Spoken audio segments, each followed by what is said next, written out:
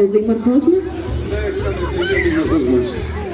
Ένα χαιρετισμό από εσάς για αυτή την όμορφη πρωτοβουλία εδώ στη Θέρια. Καταρχήν να συγχαρούμε όλους τους διοργανωτές εδώ πέρα και τις εταιρείες που είπατε που βοήθησαν. Τον κύριο Σιδέρη που παραβρίσκεται για ακόμα μία χρονιά εδώ πέρα ώστε να μπορέσουμε να ανεβάσουμε το κλίμα το χριστουγεννιάτικο στην πόλη μας. Ευχόμαστε καλές γιορτές σε όλους, μικρούς μεγάλους, με υγεία πάνω απ' όλα το 2024 και ευελπιστούμε σε καλύτερες εποχές για ολόκληρη την Ελλάδα. Ο Γιώργος Αψιλογιάδης, ο πρόεδρος της τοπικής κοινότητας, νομίζω ότι περήφανος. Πολύ περήφανος που έχουμε την Ευχούπολη για άλλη μια χρονιά κοντά μας.